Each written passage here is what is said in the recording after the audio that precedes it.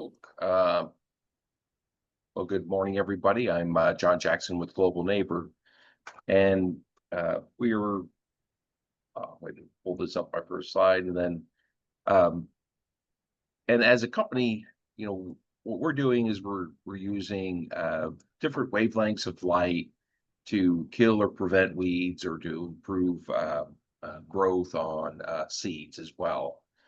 And so we have two products that we're working on for that, and we'll kind of walk through those in this presentation. So, You want to go under display settings and do switch presenter view. We're seeing your presenter. oh, okay. So let's see. What do I do? Go to the ribbon at the top. Go to display settings.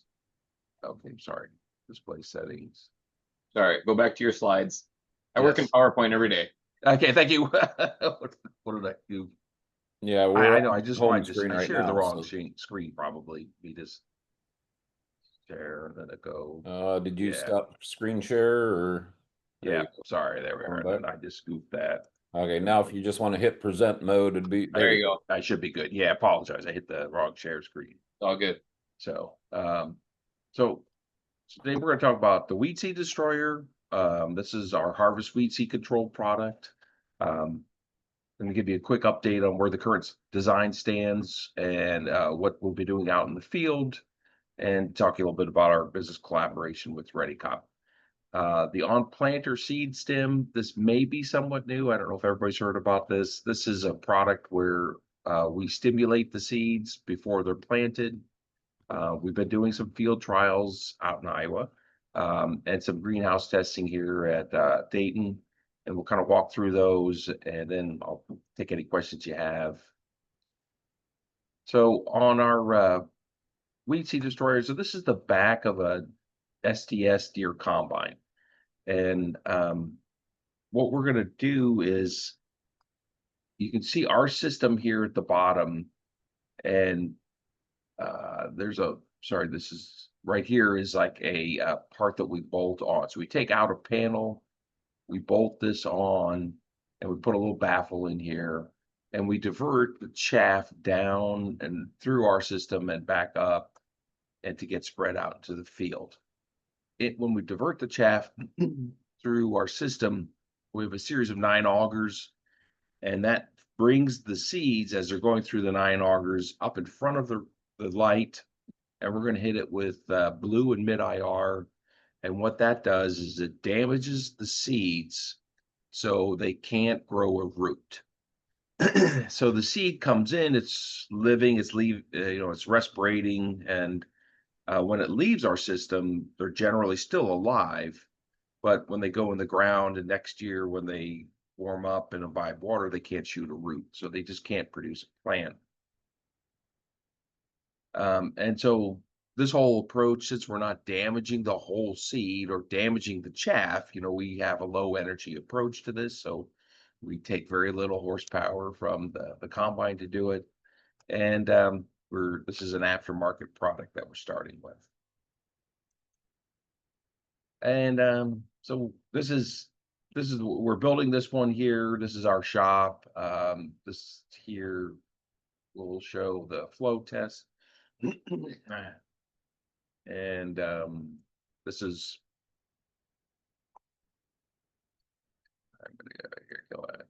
Yeah, so you can kind of see we're on the bottom of on the machine there, and then we're getting the material in from there, and then as it's going through, it's just kicking it up into the air veins on this deer, and we're spreading it out like that. So that's kind of our back to this. So that's kind of our whole system operating. This is we have a collaboration agreement with ReadyCop. ReadyCop makes material or field residue management systems, improvements to choppers, and also a harvest weed seed control where they have a chaff mill. And they see this as the way to replace their chaff mill. So we're they're happy to work with us, and we're happy to work with them on this. And that's how we're planning to get to market. Right now on the design, we bumped up this flow, so we've got the flow available for up to a class 9 combine. And so yeah, and that's some of why we have the system as we have designed.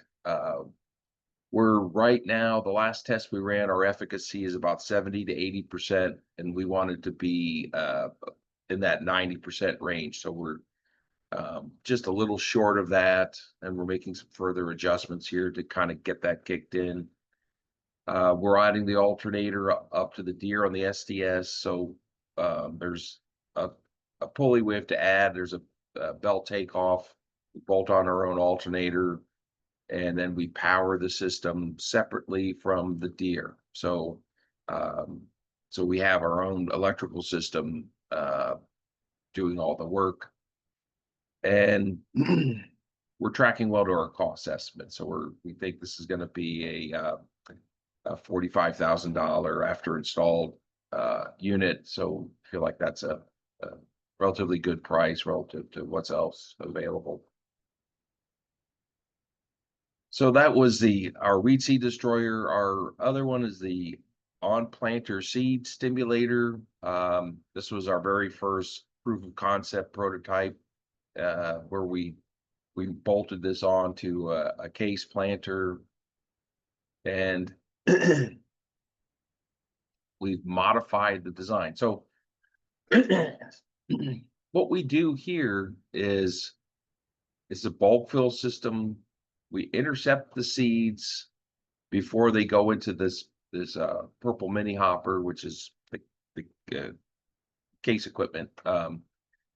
So we intercept them up here, and then we run them through our light system, which is right in here, and then drop them back into the mini hopper. So the planter works exactly the same as it always does. All we do is we grab seed before it goes in the mini hopper and run it through our light system. We are operating our system at the max rate of seeding that they have on our per row unit. And each unit here is a self-contained unit.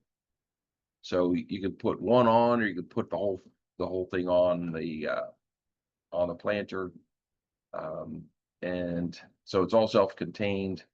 And the plan is we'll have a cab display, and you'll have a user setup. So you'll say, I'm doing corn, I'm doing soybeans, I'm doing cotton.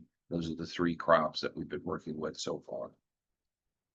And this is going out to Lawrence Farm here in a couple weeks, for a single row unit to verify its functionality. And then once we have that proven out, we'll start working on a whole prototype for or putting it on half the planter, or a whole planter or something. So that's kind of the whole design process there. We have some field trials going on in this product. We have an offline system that we can treat the seeds. And so we've been doing, this is like our 4th year of field testing in this.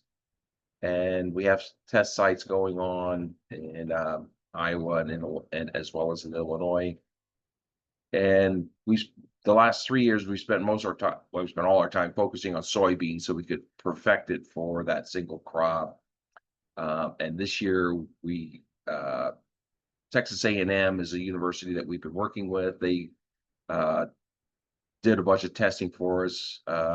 And so we had an initial recipe for corn, and we put that in the Iowa test. And yes, and then, so this is kind of this is what we saw on the soybeans. So this is Adam Drulog. He's out by Lawrence Way. on this side of the field, so this is June 14th. I think this was 3 weeks after planting. This side of the field had the beans, the soybean seeds that were hit with the light, our system. And on this side, they weren't. They dug up some plants to kind of show what the key benefit is to doing this. The plant, in this case, the soybean, reaches a more advanced V stage earlier, so it grows a little faster. We get a few more beans out of the ground as well. We generally have a little higher germination rate, and we encourage the root mass to grow bigger. And you can see all of that in these pictures. This was exactly what we've seen in prior tests. It is growing at a faster clip there. And the root mass here on the right side, you can see the root is just a bigger root on the soybean that has the flash seed. Yeah, and the Really, nodulation was the biggest thing. You can see the nodules and stuff like that. yeah, look at that. Oh, all the nodulation on there, increased amount. And then these guys got some satellite images. And this is that soybean field, that section of the soybean field right here. And so he planted this whole thing full, and you kind of see it's got an advanced stage here. And these two fields are corn. This in this field, he did half the planter in flashed beans, essentially, and half the planter in unflashed beans. Corn. Corn. This one's corn. Yeah, pardon. That'd be 24 rows of flash corn, 24 rows of regular seed, same exact seed that wasn't through the treater. Yeah, and you can kind of see the green green pattern going with it. Yeah, with the flash beans for corn. And here is a different field, and he planted half the field in corn that was flashed, and then the other half was not. Correct. So the top half there is the corn, the bottom half is beans. So, but if you zoom in, if we could zoom in on this, you could kind of see the same pattern. Same striping pattern. Okay. Yeah. I think the consensus there with Adam and Lauren was that the corn is just growing. It just continues. Yeah. The soybeans, we could see a response early on. The corn, we didn't think we saw anything until later in the season. And Adam was side dressing or putting on fungicide this day and started noticing that you can see the right side is the flash seed and the left side is the regular seed. Yeah, you kind of see it's still what, 2 or 3 days ahead. Yeah, it just looks like it pollinated 2 to 3 days sooner easily.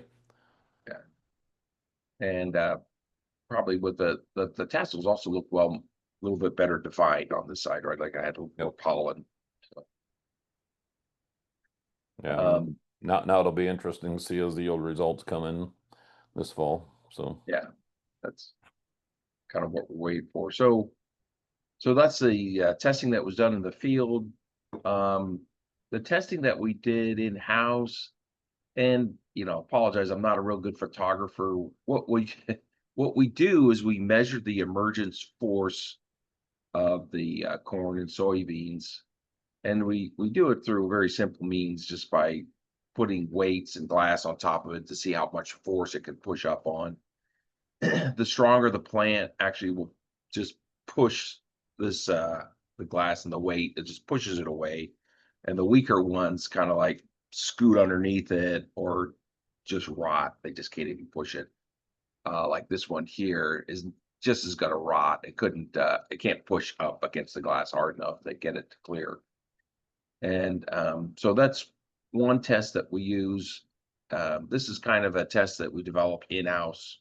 And then the other test, of course, we use is just above ground biomass after germination. So we do tests in these trays. Each one has so many flash corn in this case, as well as control corn, and then we measure the above ground biomass after 10 days, and we compare them, the flashed corn to the unflashed corn, and you kind of see this is where they start. Obviously, this is where they're starting to come out of the grinding, starts to see some cracks. So on that testing with the soybeans, this says control machine. This is how many soybeans out of 10 were able to push the glass with the weight on. And then these were different levels that we tested for the for the DE, blending the light a little different. And this pink level is what we did out in Adams Field. Here we had 5 out of 10 were able to push the weight out, and we had 2% increase in above ground biomass after 10 days. And in the corn, because it's a hardier plant, we increase this weight. So the average soybean pushes 35 grams, has emergence force of 35 grams. The corn, the average is about 45 grams. So we tested this at 60 grams, and at 60 grams of emergence force, 3 out of 10 are able to push the glass out. And then up here, the ones that we did we exposed them to the DE or light, and 6 or 7 out of 10 were able to emerge higher. And in this case, 10 days after emergence, we had a 9% increase in above ground biomass.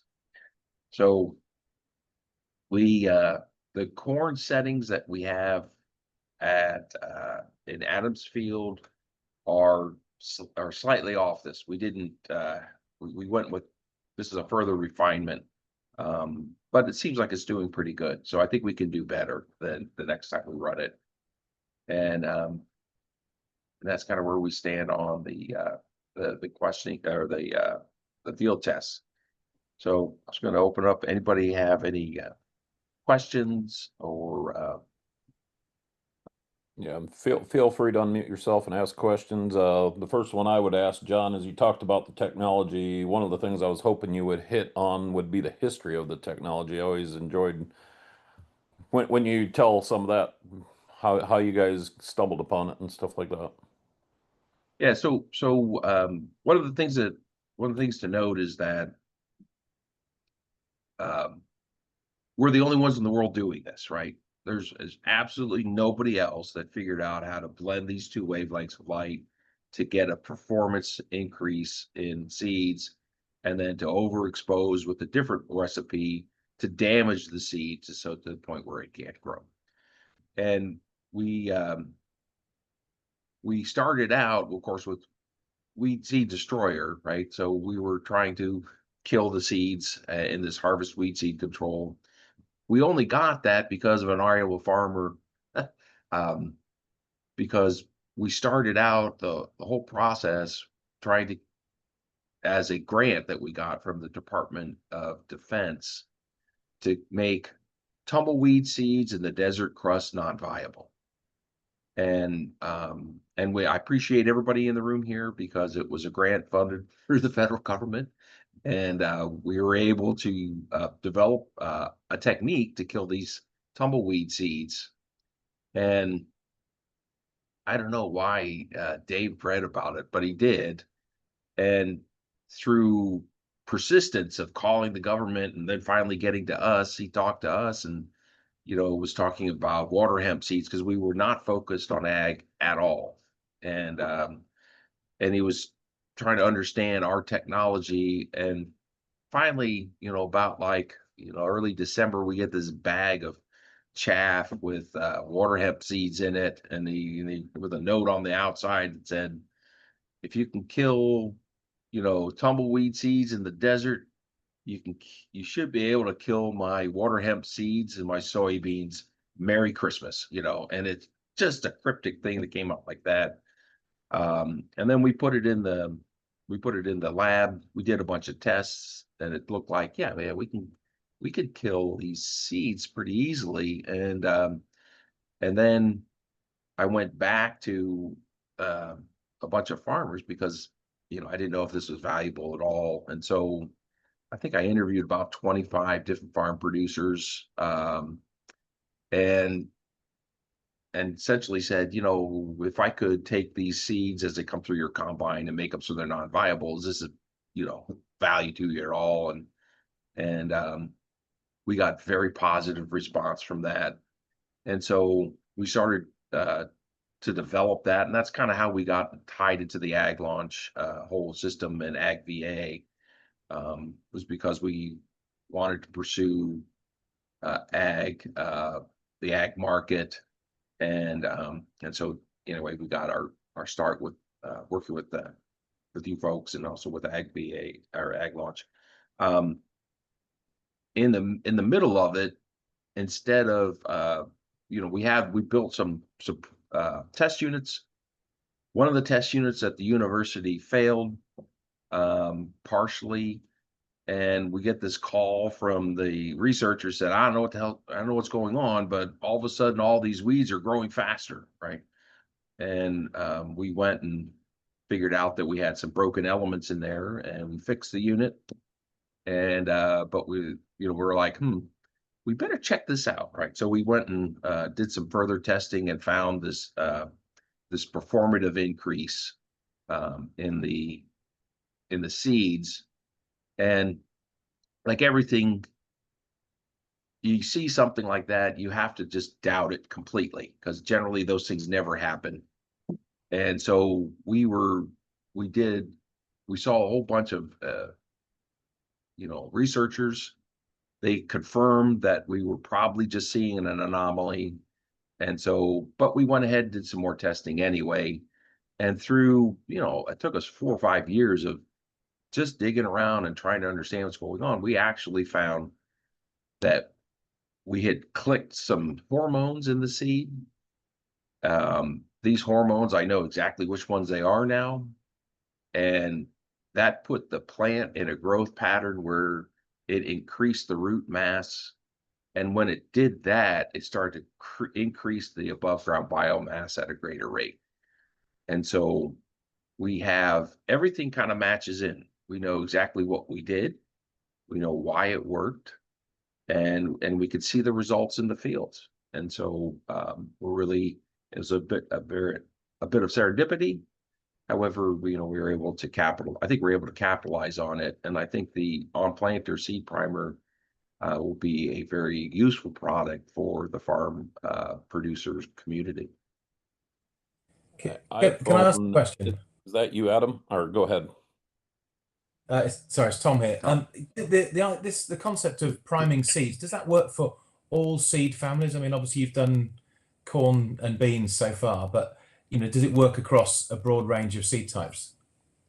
So yeah, so we have about 8 seeds that look like they're promising at the moment. We did rye with Lauren. We did a rye. It was cereal rye, right? Rye. Rye, wheat, corn, soybeans, cotton, beets, and carrots. I'm missing one. So I don't know. I can't say that it would work on every seed, but I think it would if we just keep tailoring the light. I think we have to the key thing here is that we don't dose each seed the same. We have to tailor the dose by seed. So that's why when we have the product, you'll have a display. It'll say corn, it'll say soybean, and it'll say cotton. So we've got those 3 recipes kind of dialed in. And does that priming need to be done at planting, or can it be done a week before or a day before, for example? Yeah, so it can be done up to a month before. And the reason we chose to do it at the planter was because of the ability to apply the amount of light in just a very controlled manner. So when, if you look at the seed, right, that that little black dot on the soybean, that's where the light's got to hit. If I hit the whole rest of it, but I miss that spot, doesn't mean a thing, right? Because those cells are there that I need to, where the stimulation is going to happen for that hormone triggering. And on the corn, it's that the tip where the darker side is, they kind of a little different. And so, apologize, I'm not a plant guy or a seed guy, but I know where they are. And so the trick is, how do you make sure you got every seed, or at least a sufficient number of them? And then I know people like take tumbling things and they, but I'm just dubious on whether I'll be able to dose the seed without overdosing it in a bulk manner consistently. And so I'm sure there's a solution there. But we started with it on the planter, and I think that's the most controlled manner that I can do, because I know it got hit. I know it's going to see water it's going to get imbibed shortly thereafter. So I know I get that hormone acceleration afterwards. And but we did do tests where a month prior we dosed the seeds, and they performed the same. So. Thanks for the questions, Tom. Adam, is that you? You got a halo around you with your light in the background, so a little blurry, but There he is. it's you. So, Adam, do you want to give kind of the firsthand experience? You're the one in the pictures, so. Hey guys.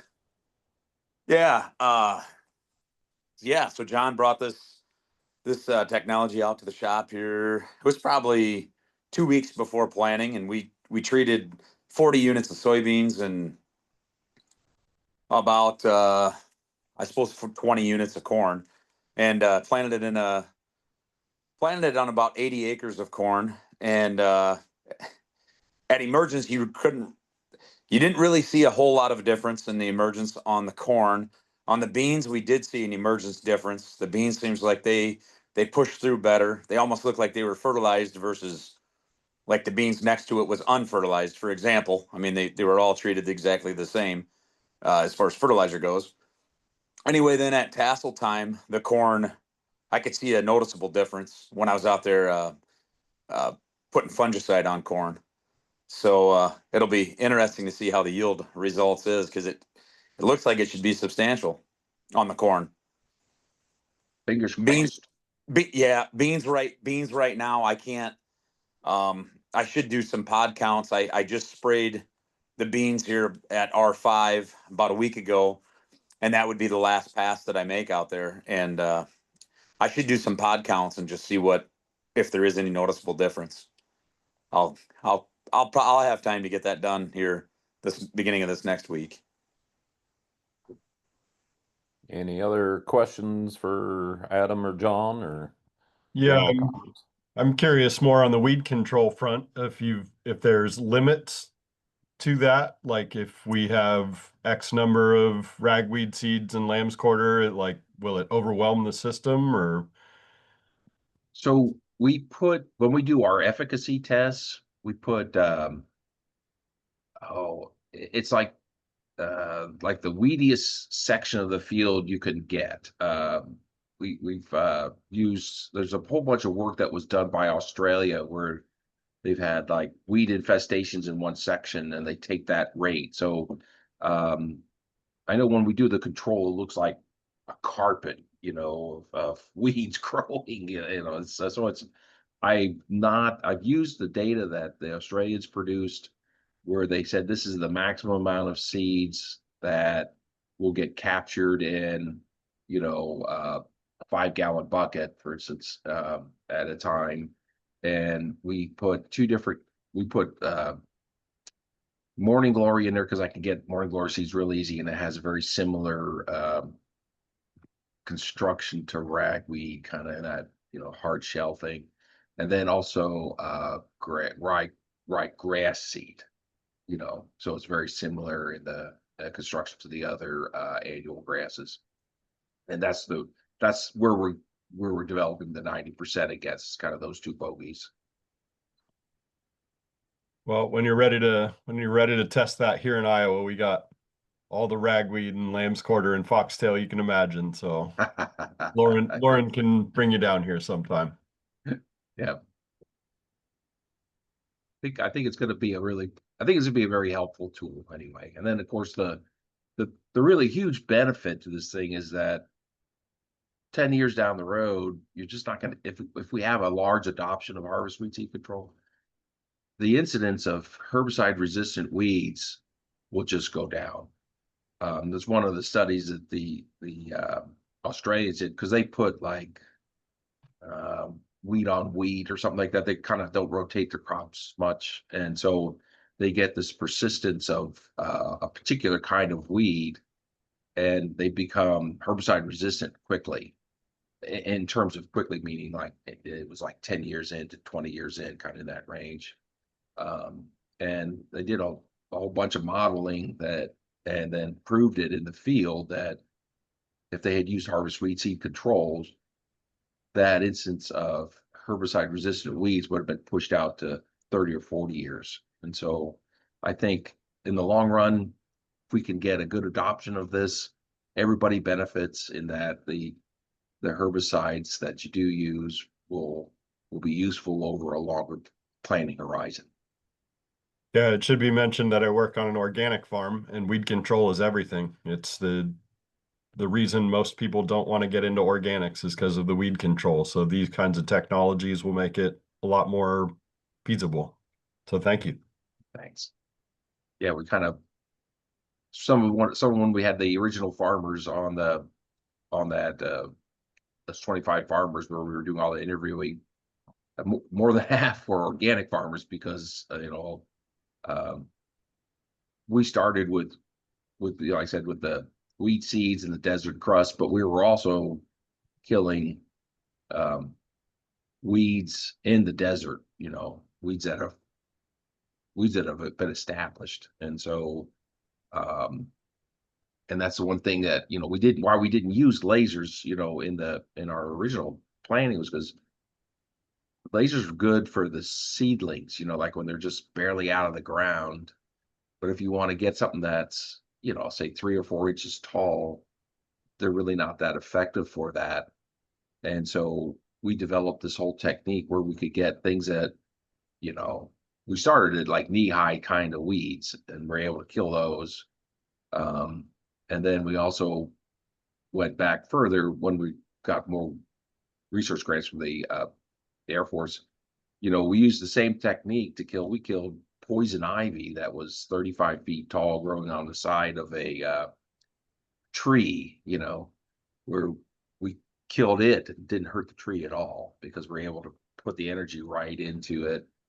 In fact, the utility people are just down the street using a bunch of our equipment testing, because they get invasive trees along the nation's grid, and they have to get rid of them. And they're doing a big test with our equipment to see if they could use it to kill those kind of those trees, those saplings, and it's working. It's really working well. I told them it would, but it's just a matter of whether it works or not. There's always this big dearth of effort to go from that works to what a product looks like. So I'll Yeah, see. for sure.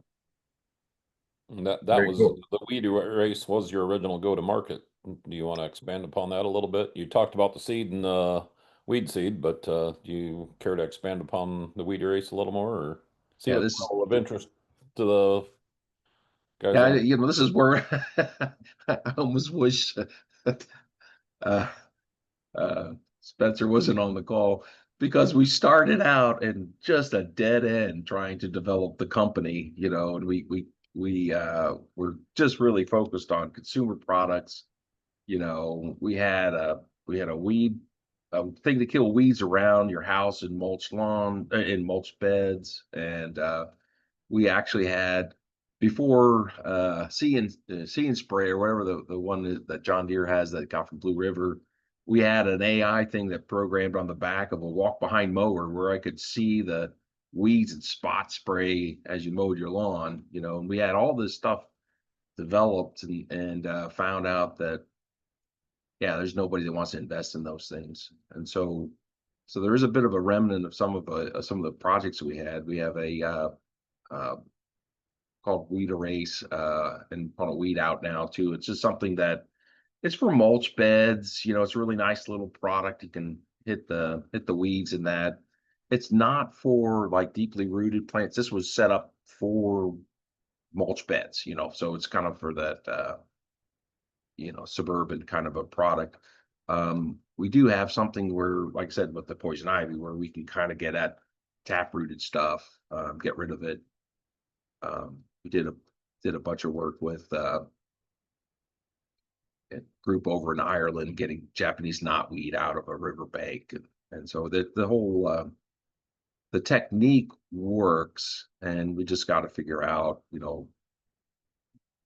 what are products that we need to develop as we move forward. And the first two we found was the weed seed destroyer and this seed stem thing, which I think will benefit the farm producing community, and we found a welcome investment group that wanted to work with us. So,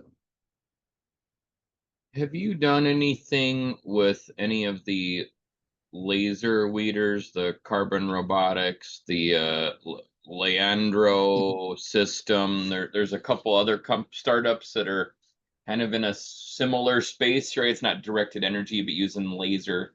Have you done anything with them? Well, no, I've not done anything with those companies. We started our effort with the Air Force with lasers, and we quickly migrated past those. There was a bunch of work done prior to Carbon Robotics out of Germany, where they used lasers for weed control, but they were limited to seedlings, and everybody's kind of been stuck in that kind of mode where if it's beyond an inch tall, the root system is too developed for that technique to work. So it's just like mowing it after that point. Once it gets to a certain size, it's almost like mowing it, and then it just comes right back. So you might as well just mow it, But so that's why we kind of moved away from the lasers into what we were working with. And I don't know, it's just I think ultimately we'll have a system that, will be competing directly with them. I think we will have a sub-$1 million. This is crazy that they cost $1.8 million, that Carbon Robotics thing.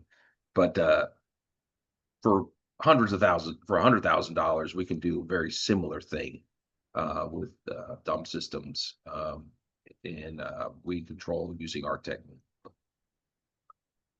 So I haven't done anything with them directly.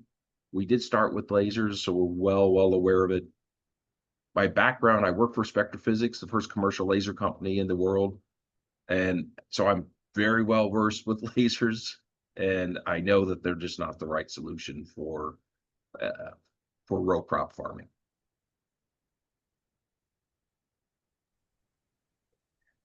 John, the winding path is the only way that you get to here today.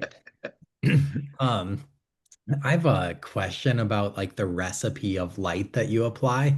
Have you found that does that ever change like by season with how much sun exposure there is, or maybe like by latitude? Is Texas different than Minnesota or? Yeah, so that's those are really good questions, and we have knowledge enough to know that kind of the Midwest to the Delta South, we're good. When you go further than that into the more arid conditions, we have to do more testing. So so I think we've got a good base of potential market to start with, but and then Europe too. Europe, very very good market for in terms of the growing market there. But if we go to Texas or further south of Tennessee, we're we're probably going to have to do testing to see if those formulations still hold together, if they have to be modified. I'm going to guess that they'll be good, because ultimately the construction, the hormonal construction, and the seed construction of a soybean's the same, whether it's down there up in Minnesota, right? But I just got to test it. I'm just not positive yet.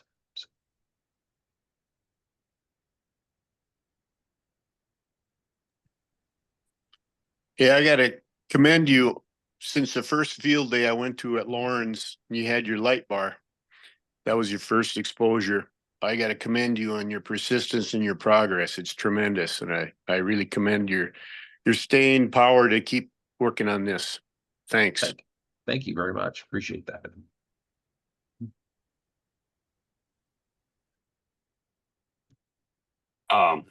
I've done some tests with other products before in the soybean front. I've seen where the product can improve emergence. In this case, it was like a biological, but increased emergence, germination scores, but then it didn't actually translate to yield. Just with the soybean plant's ability to compensate kind of mid-season with plant growth, whereas the corn front, is just kind of a different animal anyway. So very interested to see what you have for results with what you're seeing, because the nodulation and stuff may translate all the way through, is my hope for you.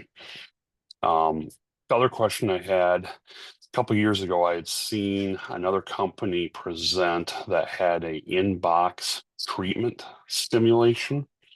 I cannot recall the company name, but I understood them to be using some sort of directed energy or light. I don't know if they're still going forward or not, or if that's something you're aware of, and if what the differentiator would be with how your technology is going forward versus that one, if you're familiar with it. I wish I could remember a name and I can't. There's a company called Biolumix that, I don't know if that's who you're referencing it, but they were doing it off the planter. Everybody was off planter. I don't know if yeah, this was basically a Pro Box you dump into Yeah. another Pro Box that had elements in it. I think it's Yeah. Bright For, Yeti. what's Bright Yeti. Yeah, And yeah, I think that they're was doing it. like plasma treatment, maybe. John Oh. might know. yeah.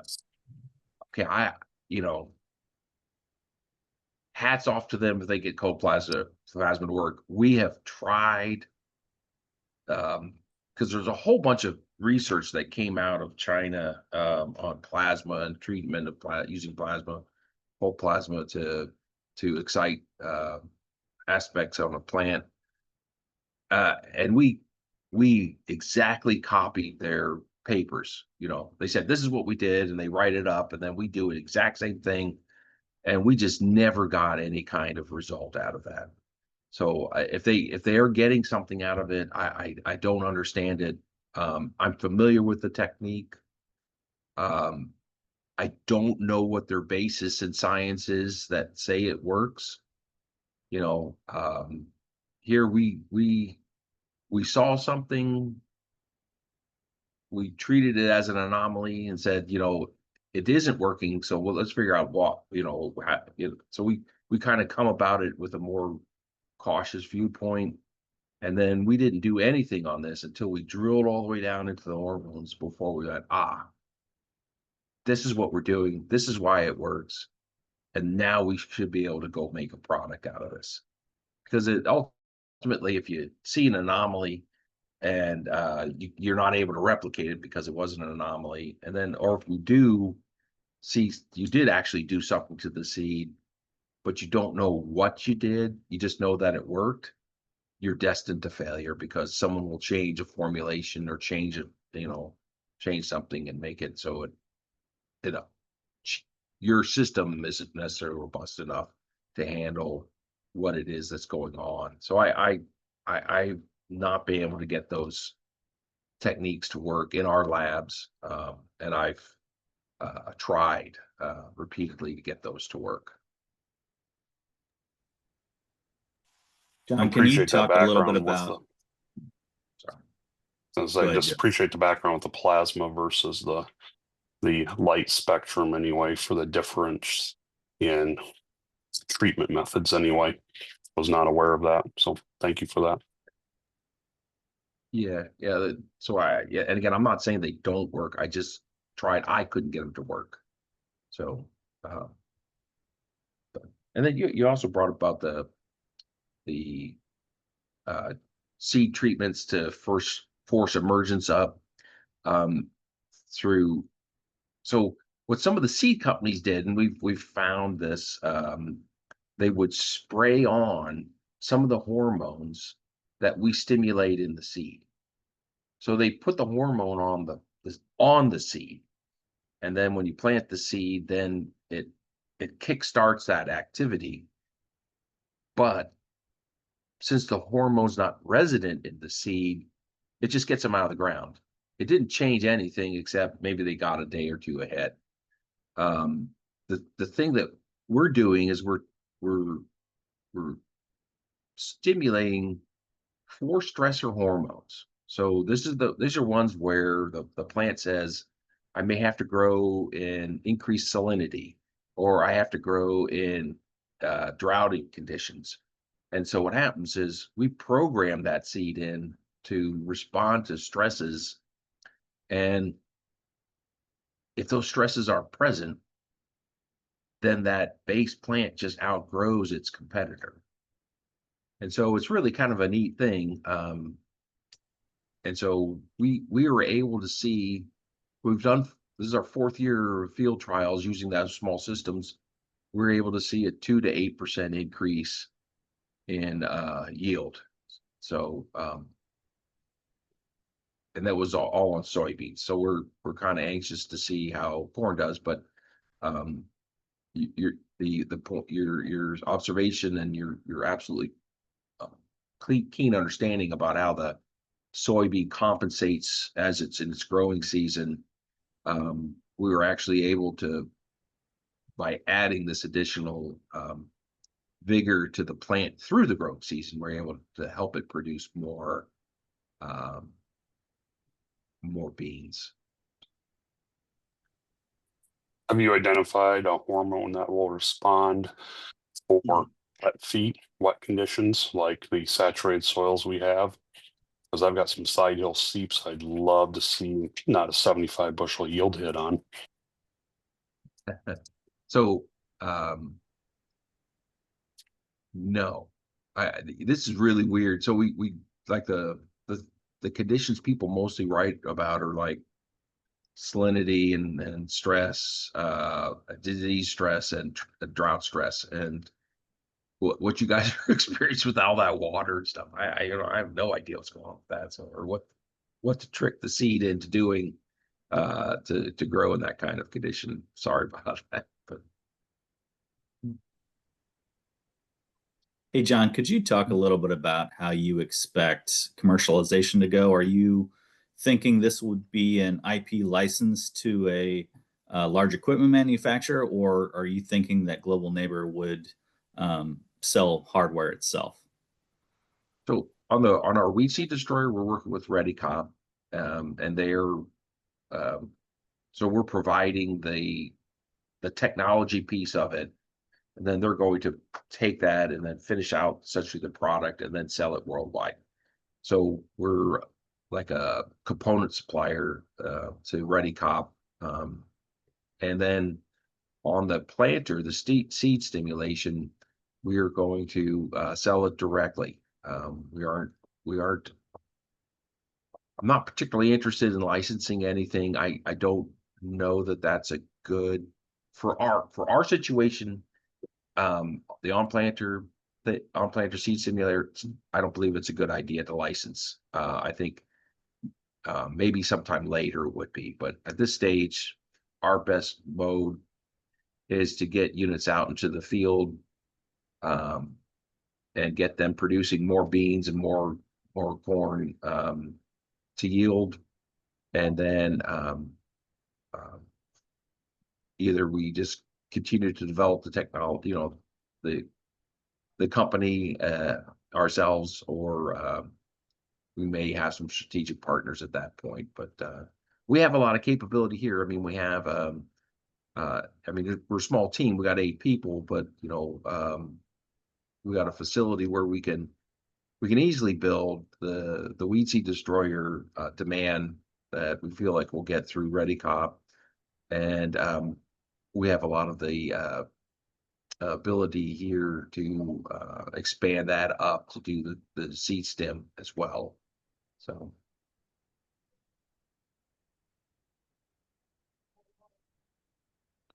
Alrighty, I'm gonna shut off recording here now. And